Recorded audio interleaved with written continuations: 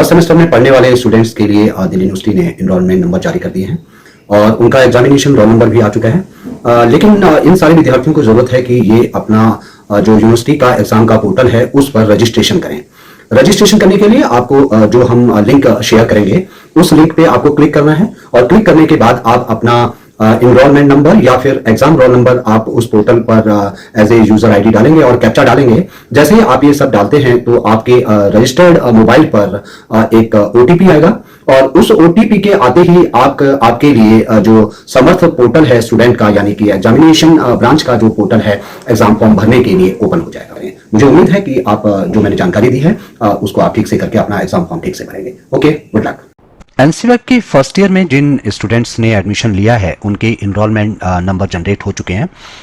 किस तरह से आप अपने आप को समर्थ पोर्टल पर इनरोल्ड करा पाएंगे, यानी कि आप रजिस्टर कर पाएंगे, उसके कुछ स्टेप्स मैं आपको बता रहा हूं जिससे आप एग्जामिनेशन फॉर्म भर पाएंगे। देखिए, आप क्रोम पर अपना समर्थ आपका जब आप यहां पर एसएलसी लिखेंगे और स्टूडेंट पोर्टल आपका ओपन हो जाएगा, नए बच्चे न्यू रजिस्ट्रेशन पे जाएं, फर्स्ट ईयर वाले न्यू रजिस्ट्रेशन क्लिक करेंगे तो इस तरह का इंटरफेस खुलेगा और यहां पर स्टूडेंट रजिस्ट्रेशन फॉर्म जहां लिखा हुआ है, मेरा कर्सर आप देखें, और सबसे पहले आप क्या करेंगे, आप प्रोग्राम यानी कि आप बीए प्रोग्राम के हैं या आप बीकॉम के हैं तो ध्यान रखिए 22501 बीए के लिए है और 22503 बीकॉम के लिए है।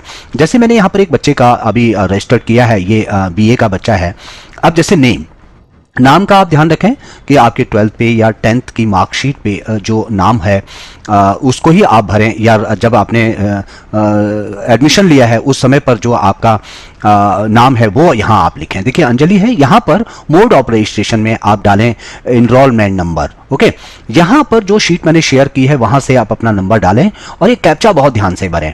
देखिए, एनरोलमेंट नंबर मैं शेयर करने वाला हूँ आपके साथ और ये आपको मिल जाएंगे।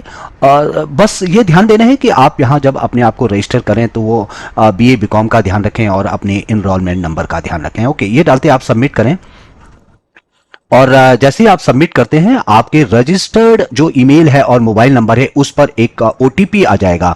उस ओटीपी को आप यहां डालें और कभी कभी समय भी लगता है नेटवर्क की वजह से आपके पास ओटीपी आने में, तो आप थोड़ा इंतजार करें, जैसे मुझे यहां पर इंतजार करना पड़ रहा है।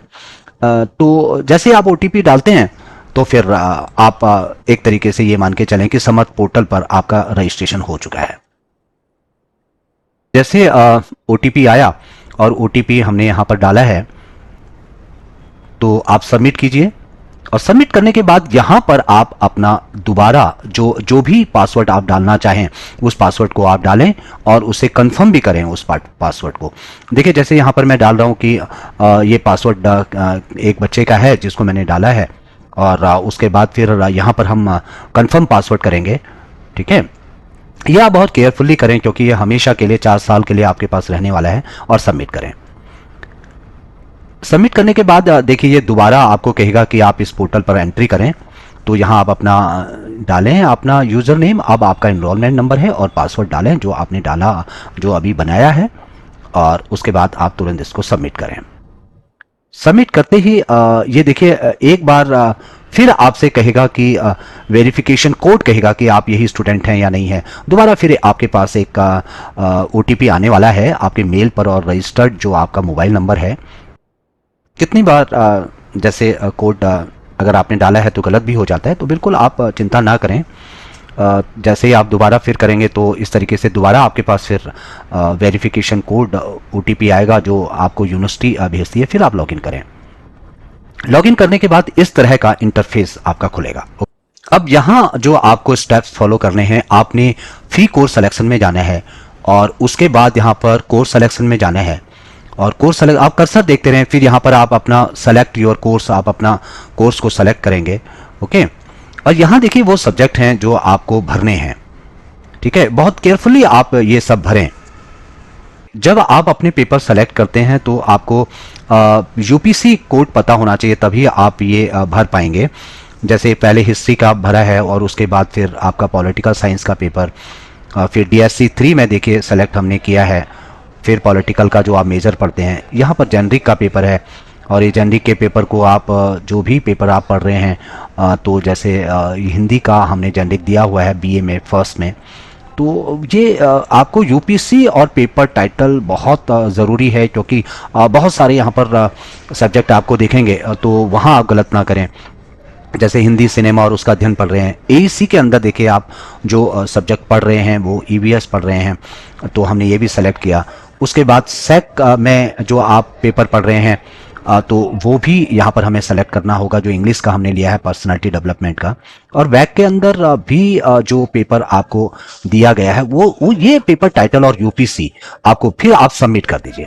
सबमिट जब आप करेंगे, यहाँ पर एक ध्यान रखें, यहाँ पर अपडेट कोर्स सिलेक्शन भी है और सबमिट कोर्स सिलेक्शन भी है।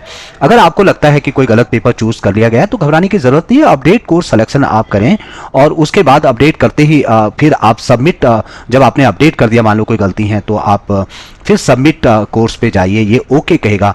यहाँ पर आप देखें, अब ये जो पेपर आपने चूज किए थे वो सारे पेपर यहाँ पर देखिए आपको नजर आ रहे हैं। ठीक है, अब फिर दोबारा आप होम पे जाएं और होम पे जाने के बाद अब इसके बाद जो नीचे है एग्जामिनेशन फॉर्म, आप इसको क्लिक करेंगे और फिर रजिस्ट्रेशन ओपन आपने किया और यहाँ आपने देखिए किस तरह से ये स्टेप्स फॉलो करने हैं। जो भी पेपर थे अब यहाँ पर आपके दिखने शुरू हो गए हैं अपडेट के बाद। अगर पीडब्ल्यूडी केस है तो आप चेंज करिए, अदरवाइज आप नॉट अप्लीकेबल लिखिए और सारे जितने भी पेपर हैं इनको आप क्लिक कीजिए। देखिए मैं सारे पेपर ये क्लिक कर रहा हूं। क्लिक करने के बाद आप इसको सबमिट कर दीजिए। ठीक है, अब सबमिट करके अब ये फीस आपको दिखा रहा है। देखिए जैसे आपने सारे पेपर सेलेक्ट किए हैं यहां पर, इसके बाद आपको पेमेंट करनी है। पेमेंट करना बहुत जरूरी है। अगर आप पेमेंट नहीं करते हैं तो आप ये मान के चलें कि आपका फॉर्म सबमिट नहीं हुआ है। ओके, जब आप पेमेंट कर देते हैं, पेमेंट करने के बाद फिर आपको एडमिट कार्ड की जरूरत होती है और एडमिट कार्ड की जरूरत के लिए मैं आपको नेक्स्ट वीडियो में बताने वाला हूं। या फिर यहां देखिए, आप यहां पर जैसे आप स्टूडेंट्स में जाते हैं और एग्जामिनेशन पे आप क्लिक करिए। अच्छा, आप अपनी अभी प्रोफाइल है उसको अपडेट ना करें, हम कुछ समय बाद बताएंगे आपको कि आपने किस तरीके से अपनी प्रोफाइल को अपडेट करना है। ओके, तो अभी प्रोफाइल आप अपडेट ना करें। आप एग्जामिनेशन पे जब यहाँ देखिए एग्जामिनेशन पे आप गए, यहाँ पर हॉल एडमिट कार्ड है, यहाँ से आप जब आप फीस भर लेते हैं तो यहां पर आप कर सकते हैं और इस तरह से फिर आप लॉग आउट कर लीजिए। मुझे उम्मीद है कि आपको ये सारी बातें समझ के आ गई होंगी। अगर फिर भी किसी तरह की क्वेरी है तो आप मुझे कॉल कर सकते हैं। ओके।